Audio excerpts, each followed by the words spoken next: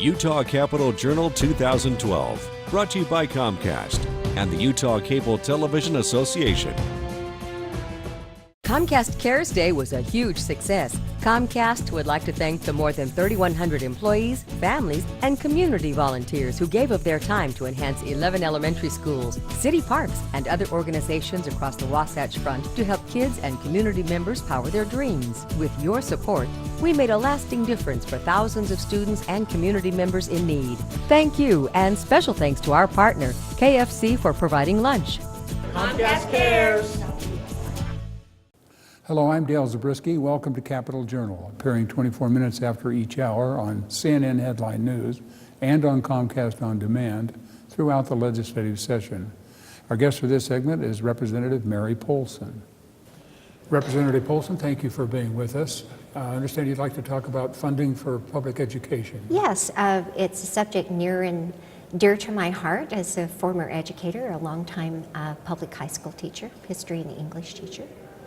I serve on the Public Ed Appropriations Committee, and it looks like we're going to have a little bit of excess of funds, and so that's been good. We turned in our wish list, our Christmas list, this last committee meeting, and hopefully I'm hoping that we can get some extra funding in growth and per pupil spending. What will some of this additional funds be used for, do you think? Just, funding for POPs or IC, the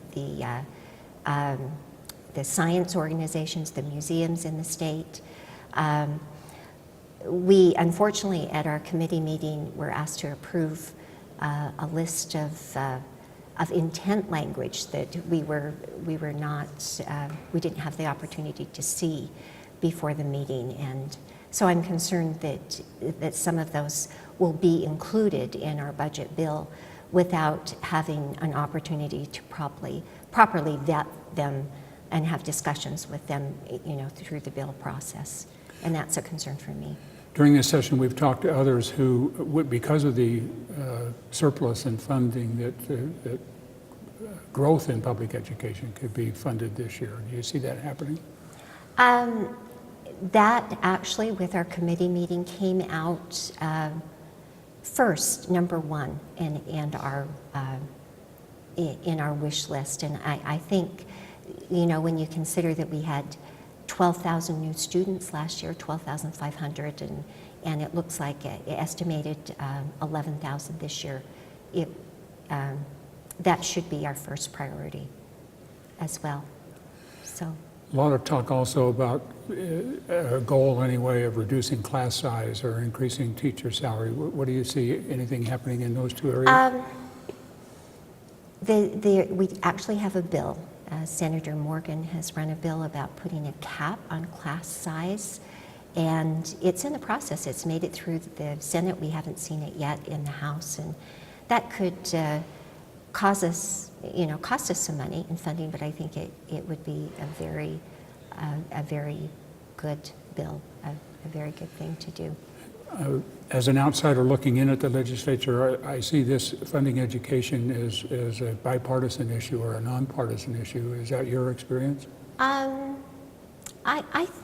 think so. I think that's true. They differ somewhat. We differ on the types of things that we would like to see funded in some cases, but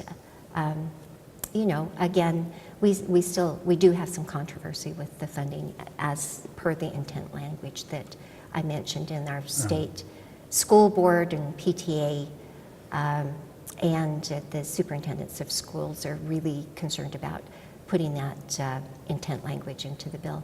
Otherwise, I'm hoping for a good outcome. We appreciate your being with us, and thank you for your time. Okay.